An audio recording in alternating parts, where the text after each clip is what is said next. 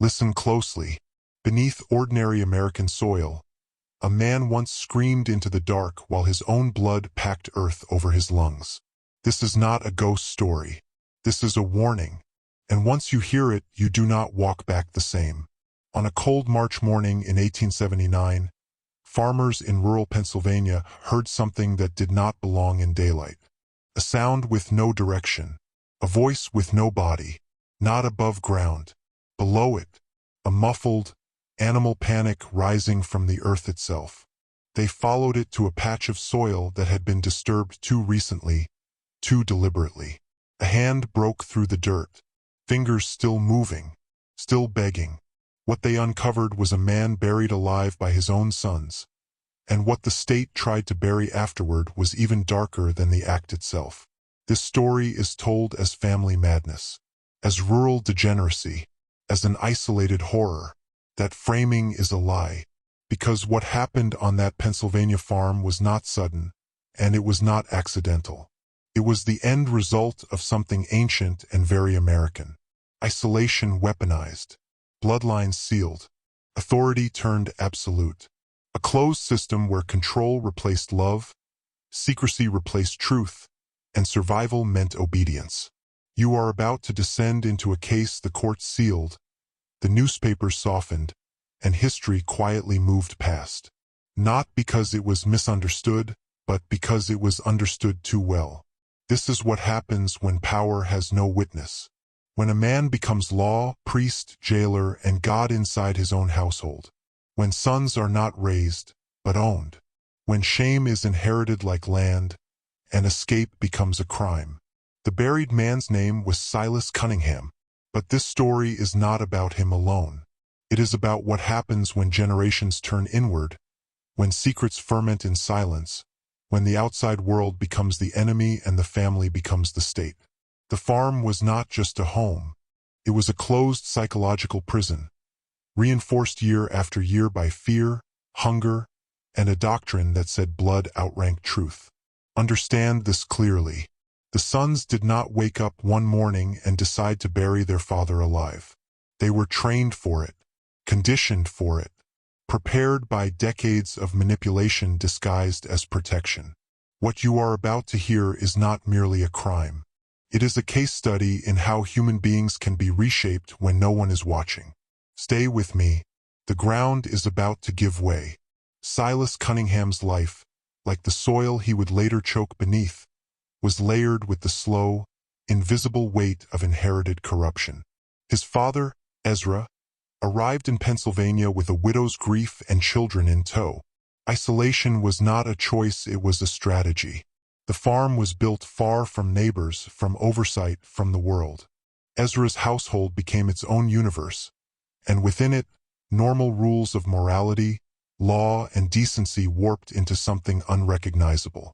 The first seed of the family's undoing was planted when Ezra allowed, even encouraged, the marriage of his own children, brother and sister, binding the bloodline tighter, sealing the family's genetic and psychological destiny. That single decision would ripple for decades, twisting bodies and minds alike. Silas inherited not just land, but a lineage warped by secrecy, inbreeding, and absolute control. The farm became a crucible where punishment, obedience, and fear were indistinguishable. Silas himself married, as expected, but his children, the three sons who would bury him alive, were raised in the same furnace of isolation. Josiah, Caleb, and Nehemiah knew no world outside the gray walls of their home. Their education was limited. Their social interactions were almost non-existent. The outside world existed only as rumor, only as a potential threat. Each day, the sons absorbed lessons in silence, in hierarchy, in survival through submission.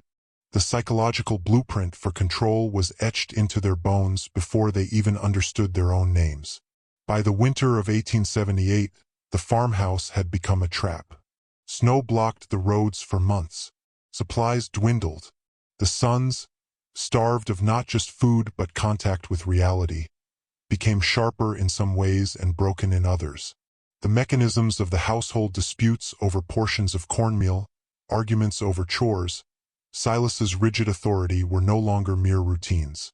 They were tools of domination, rehearsals for the ultimate exercise in power, deciding a man's life and death. And so the confrontation that would culminate in Silas's burial was inevitable. The tension had been building silently, invisibly, for decades. Each slight, each grievance, each subtle humiliation accumulated until the household itself became a weapon. The sons, trained in fear, resentment, and the perverse logic of inherited shame, no longer saw their father as a parent. They saw him as an embodiment of all that had restrained them, constrained them, and defined their deformities. He was the final obstacle in the architecture of their own self-determined world. By understanding this, you begin to see the pattern. Isolation is never neutral. Absolute control breeds absolute reaction. The farm was not just a setting, it was a character, a silent accomplice, a laboratory where psychology, genetics, and secrecy collided with tragic inevitability. Silas's fate was not an accident of anger. It was the harvest of a family's carefully cultivated darkness. Now prepare yourself. The descent is about to accelerate, and the methods by which men can be conditioned to cruelty will reveal themselves.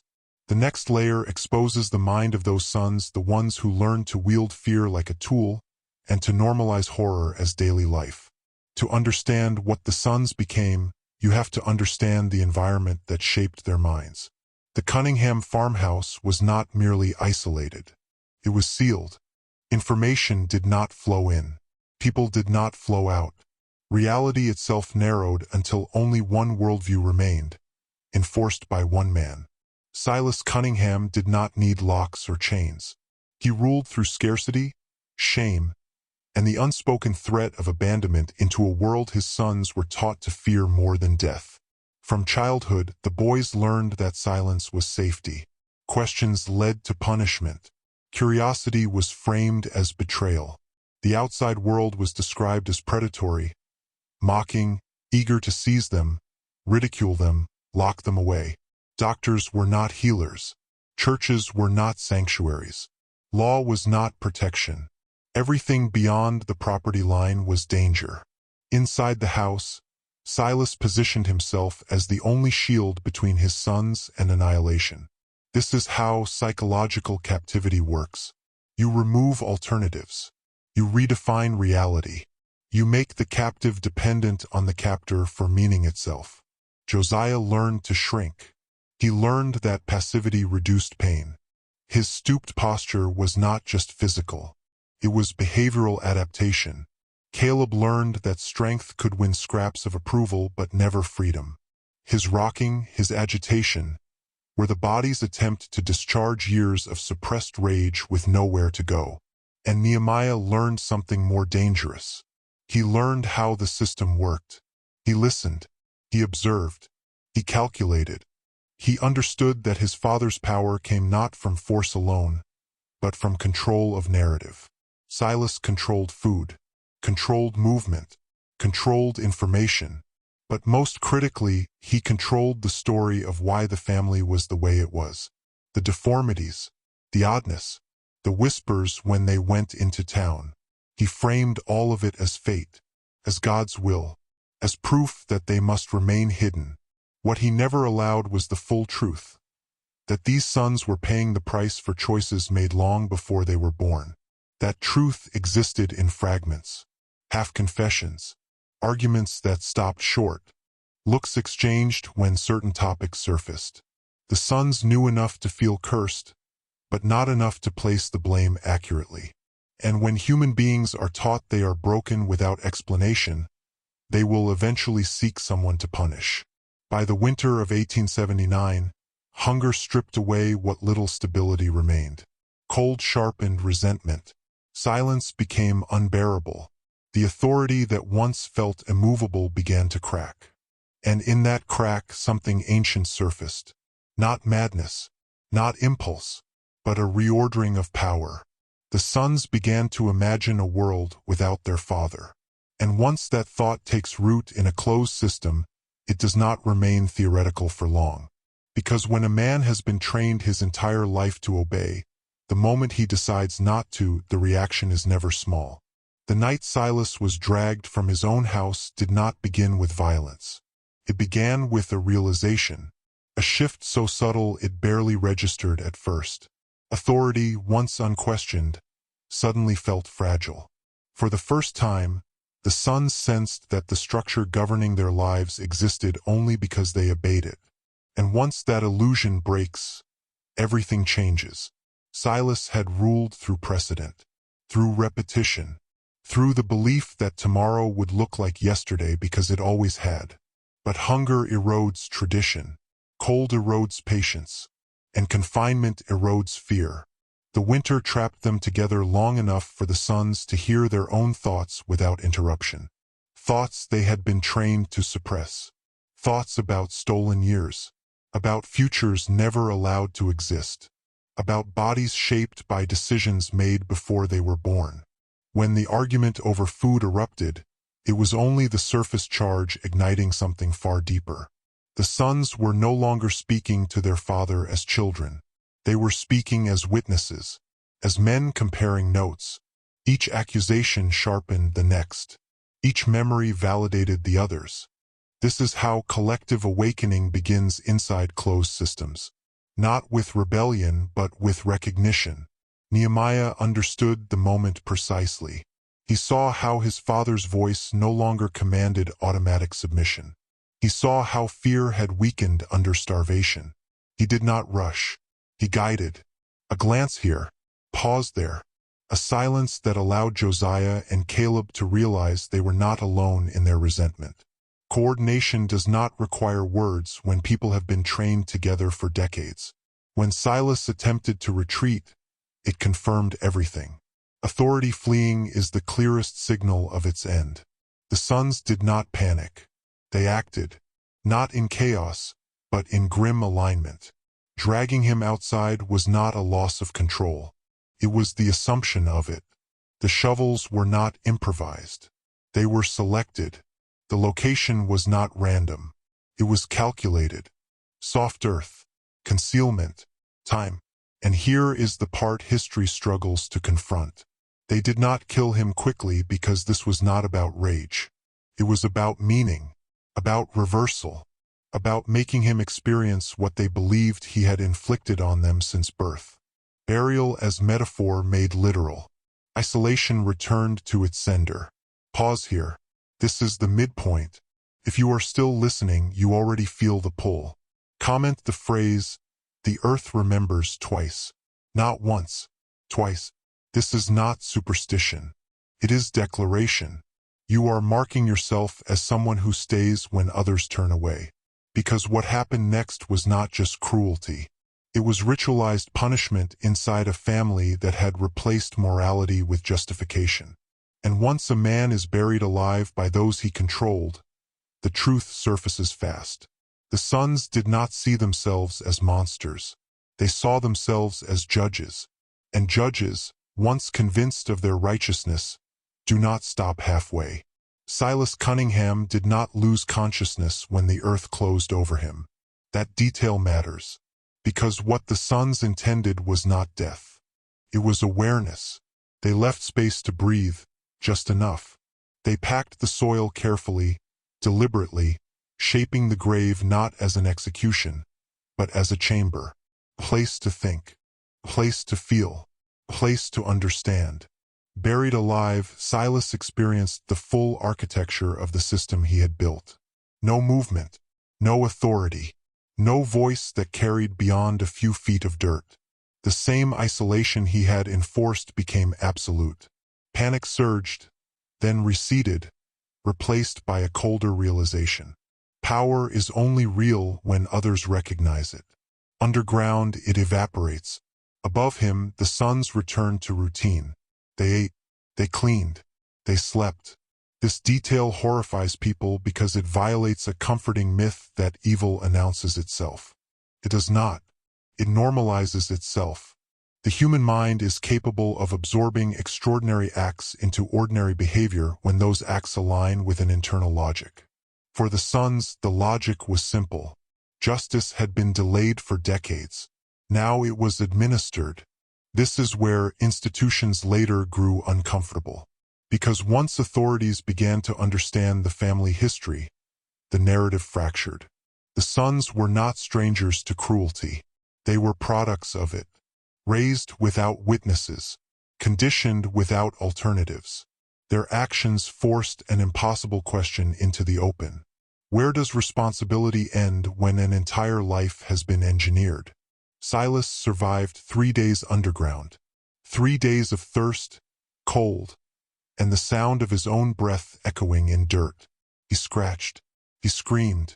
He clawed upward until his hands bled. And by chance, by intervention from outsiders who heard what was never meant to be heard, he was pulled back into daylight. But survival did not restore order. It exposed rot.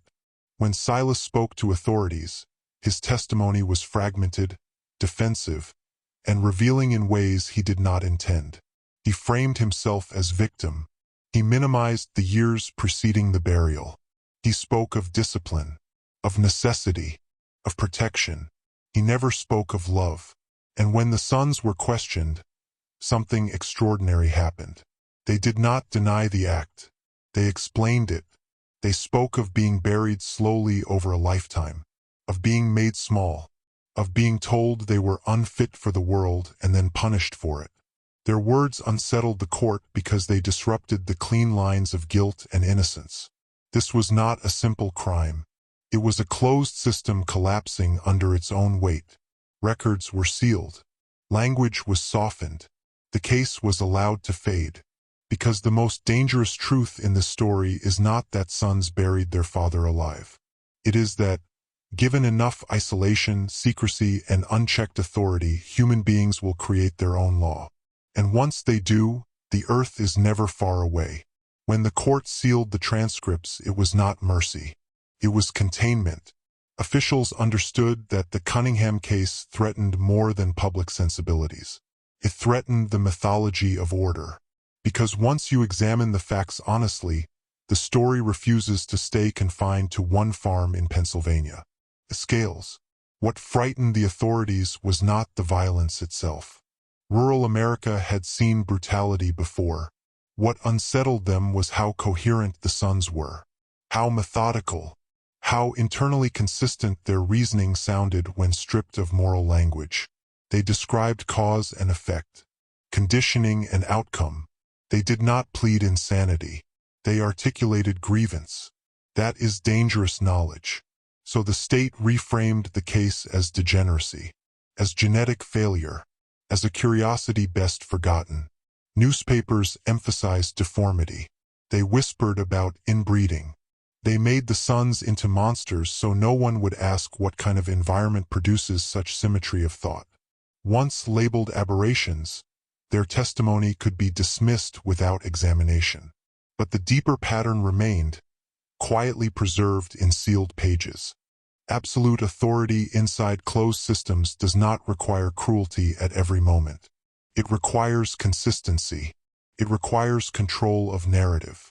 It requires the slow erosion of alternatives until resistance feels impossible or catastrophic. This is not just a family dynamic. It is a template. The Cunningham farmhouse functioned like a miniature institution. One man controlled resources. One man controlled information. One man defined reality. The sons were told who they were, what they deserved, and what would happen if they left. When systems like this exist long enough, rebellion does not look like escape. It looks like judgment. That is why burial mattered. It was symbolic inversion. The sons did not choose fire. They did not choose knives. They chose the earth. The same earth that had confined them. The same land that had been used to justify their isolation. They turned the structure itself into the instrument of punishment. This is where the story becomes uncomfortable for modern listeners. Because the same psychological architecture appears in places we are told to trust. Institutions that insist isolation is protection. That obedience is safety. That outsiders are threats. That questioning authority leads to ruin. The scale changes. The language softens, but the mechanism remains identical. Silas Cunningham believed he was preserving his family. He believed secrecy was survival. He believed control was care. He was not unique. History is filled with men who justified domination as responsibility. And history is filled with systems that looked away until something irreversible happened. The buried man survived. The structure did not. And that is the final irony. Closed systems collapse not from outside attack, but from internal awakening. The moment those inside realize the rules are constructed, not natural, the end becomes inevitable. The earth above Silas shifted because his sons had already shifted beneath him. And once that shift occurs, there is no authority left to appeal to. After the rescue, the town wanted simplicity. A villain, a sentence, a story that could be folded away and forgotten. What they received instead was unease. Because once Silas was pulled from the ground, alive but reduced, the question shifted from what the sons had done to what had been allowed to happen for decades without interruption. Neighbors admitted they had known something was wrong. The way the sons moved, the way they avoided eye contact, the way Silas spoke for them even when they were grown men standing beside him. But knowledge without responsibility is just spectatorship. And spectatorship is how closed systems survive in plain sight. The sheriff understood this instinctively. His discomfort around the Cunningham farm had never been about fear of violence. It had been about recognition. He had sensed a pocket of lawlessness masquerading as family autonomy. A place where no external authority was welcome because authority already existed in total form. When the sons were jailed, something unexpected happened. They did not deteriorate. They stabilized. Regular meals, predictable routines, clear rules applied evenly. For the first time in their lives, power was impersonal. And in that environment, the sons did not rage. They reflected. This detail never made headlines. Instead, the public was fed the safer narrative. Degeneracy, blood madness, a grotesque rural anomaly. Anything that preserved the illusion that this could never happen in normal America. But the truth is quieter and far more disturbing. The Cunningham case was not an eruption. It was a pressure release. Silas returned to society as a curiosity, a man who had been buried alive and survived. But he returned stripped of myth. No longer patriarch, no longer authority, just another broken figure whose power evaporated the moment witnesses arrived. He had ruled only because no one else had entered the system. This is the lesson history tries not to teach. Control thrives in isolation. Abuse requires privacy, and systems that insist on secrecy always frame themselves as protective. Family, Tradition, order, God, nation. The words change. The structure does not. The sons did not escape justice entirely, but neither were they fully condemned. The law hesitated because it recognized itself in the mirror. How many institutions operate on the same principles, only with better language and larger walls? If the story unsettles you, it should. Not because of the burial, but because of how long it took for anyone to listen to a voice coming from underground. Men are not transformed by violence alone. They are transformed by realizing the rules they obeyed were never immutable. That power was conditional. That authority depended on silence. And once that realization takes hold, it does not stay confined to one farm, one family, or one century. It moves. History wants this to end neatly. A rescue, a trial, a moral lesson packaged and shelved. But the truth does not resolve. It lingers, because the Cunningham case was never about a grave in Pennsylvania. It was about what happens when men inherit systems before they inherit language to question them. Silas survived the earth, but he did not survive exposure. Once the story breached the perimeter of the farm, the structure that sustained him collapsed instantly. Authority evaporates the moment it is seen clearly. That is the danger of witnesses. Not punishment, visibility. The sons carried scars that no sentence could erase. They were not freed men. They were men released into a world they had been taught would destroy them. And yet, the world did not devour them. That realization alone shattered the final lie they had been fed since birth. This is the final descent, the part most people avoid. The real horror is not that sons buried their father alive. The real horror is that it took burial for truth to surface. That nothing short of a man screaming from beneath the soil was enough to force intervention. Everything before that was tolerated, rationalized, ignored. Understand this. Systems do not announce when they become abusive. They frame themselves as necessary, as protective, as traditional. They convince those inside that suffering is normal and those outside that intervention is dangerous. By the time violence erupts, the damage has already been normalized for generations. This story endures because it carries a message meant for men willing to look directly at power. If authority cannot be questioned, it is already corrupt. If isolation is framed as safety, it is already a trap. If obedience is demanded without transparency, burial is not far behind. The earth remembers everything. It remembers footsteps. It remembers blood. It remembers silence. And when it finally gives way, it does not do so gently. If this story changed the way you see control, family, or power, that is not accidental. Dangerous knowledge does not feel like fear.